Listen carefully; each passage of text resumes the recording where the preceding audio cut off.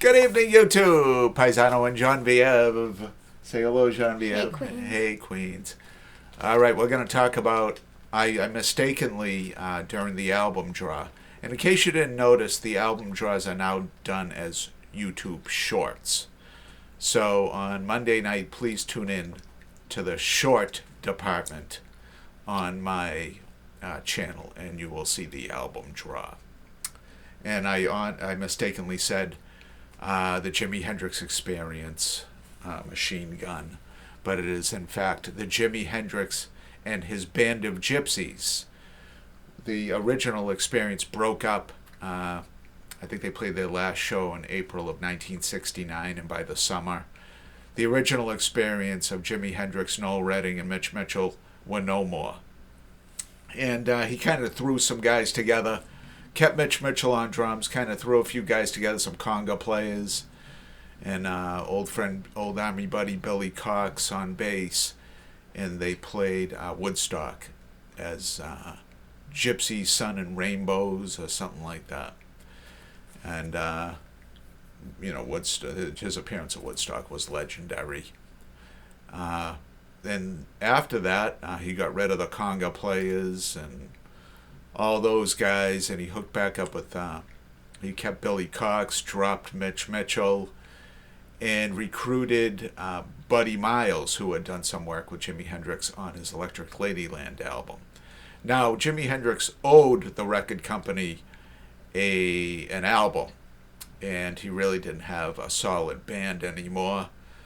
So on New Year's Eve, and New Year's Day, December 31st and January 1st of January 1st, 1970, and December 31st, 1969, Jimi Hendrix played 4 shows at the Filmore East in New York City, which does not exist anymore, owned by Bill Graham,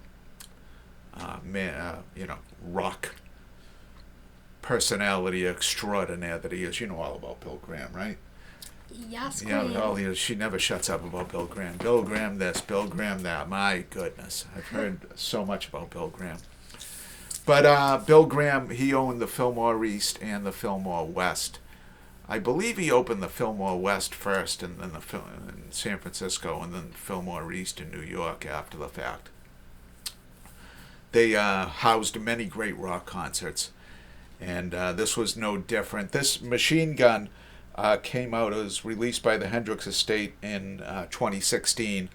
I bought it brand new when it came out, and it's the first show from December 31st, 1969.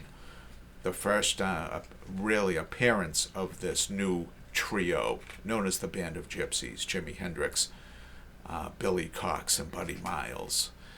And they were all nervous about taking the stage. They didn't know how, they didn't have an album out. They were doing Jimmy a favor by, it was decided that they were going to record they were going to record both days, all 4 shows, and make a live album out of it and release it to fulfill obligations to the record company. And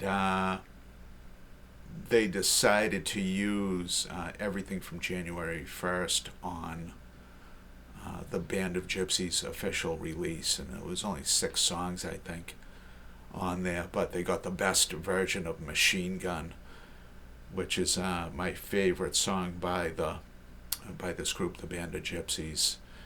There is a Machine Gun on here. This is the first show of December 31st, 1969. The Machine Gun here is great, but it's not as good as the one on January 1st, and that's the one they included on the album. That is incredible. Machine Gun is like a 12-minute guitar epic. Only done live, never recorded in the studio, or something in the studio has never been released. But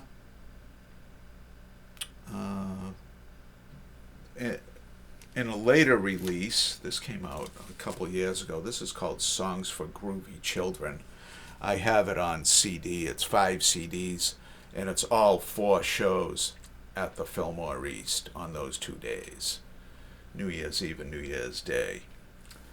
And I can tell you that January 1st of 1970, the first show, had the best version of Machine Gun you will ever hear in your life. If you get a chance to hear it, I believe that's the one that's the most prevalent on YouTube. If you punch in Jimi Hendrix Machine Gun, you want to see that one. That's by far the best one. Let's go over the track listing on this one. Power of Soul starts off side 1. Lover Man, Hear My Train A Comin'. Side 2, Changes, sung by Buddy Miles, who was a powerhouse drummer, huge guy, probably 6'2", 6'3", probably 350 pounds, and he could smack the ever-living crap out of those drums, let me tell you. Isabella, which I believe Jimi Hendrix premiered at Woodstock. Machine Gun finishes off side 2. Side 3, Stop, Easy Rider, and Bleeding Heart. And side 4 finishes with Earth Blues and Burning Desire. All very experimental, all very loosely played. Jimi Hendrix, definitely funkier. Jimmy was definitely headed in a much funkier direction than he ever had with the Experience. Let's see if I can get this album out of its sleeve. Did that to protect it. Hendrix must be protected. It's a good shot of Jimmy there. You open it up. There's a booklet. Tells you all about that weekend, that time, those 2 days.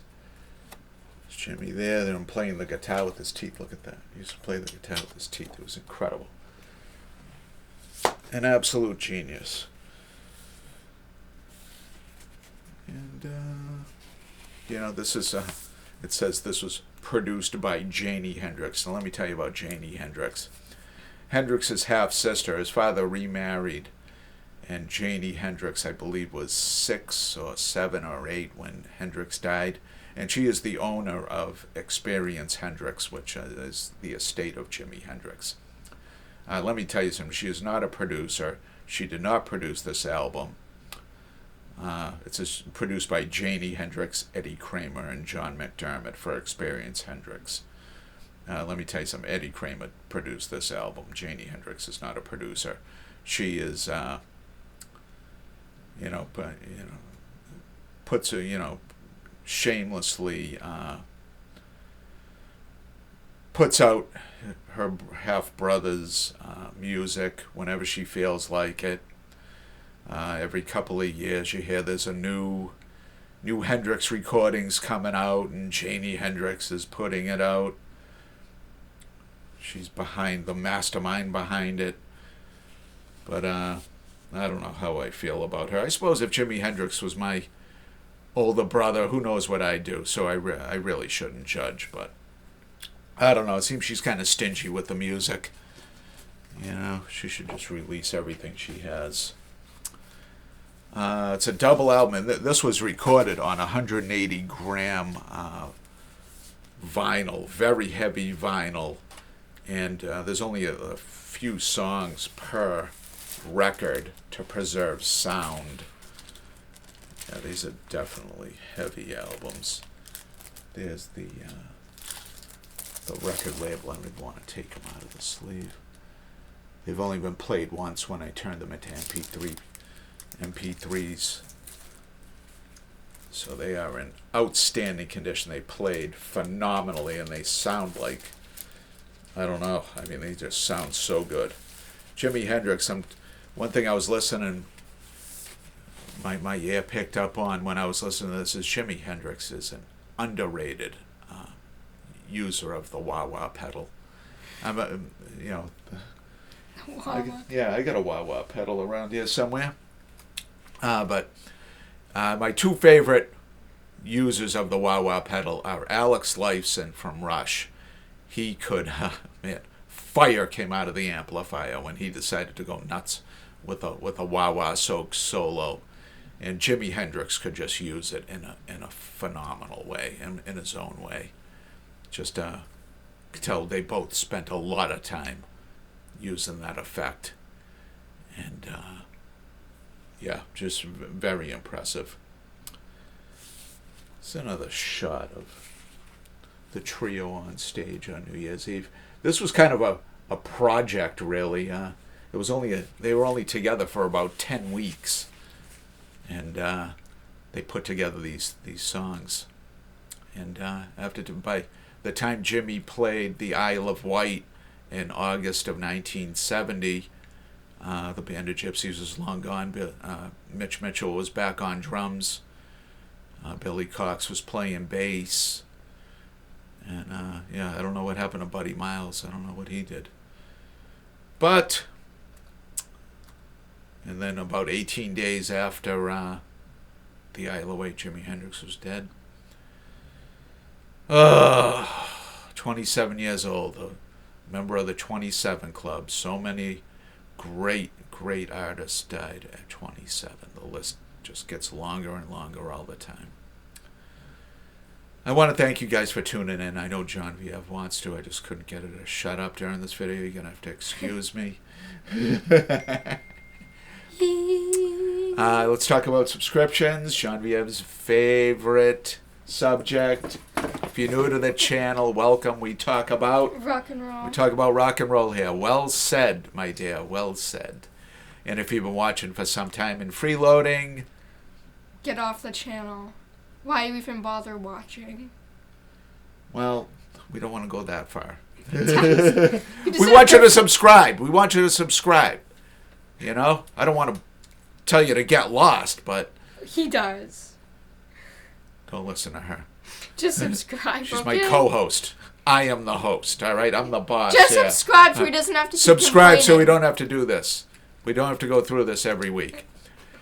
All right, that being said, tune in Monday night. Now look for it. It's going to be a YouTube short. Give the Pittsburgh Pirates head a little shake-a-rooney. We're going to reach in. We're going to draw another album. Now, next week is going to be... Today is the 18th of January. Next week will be the 25th. You going to be in town, or are you going to be running around somewhere? I don't know. Yeah, who knows? She'll have to check her calendar. Heavy agenda, heavy schedule, this one. I'm going to take the liberty of saying us. Join us on January 25th, and we're going to talk about an album. But before that, tune in Monday night, and we're going to draw the album. Be a YouTube short. All right. Thank you, YouTube. Good night. Say good night. Bye. Bye.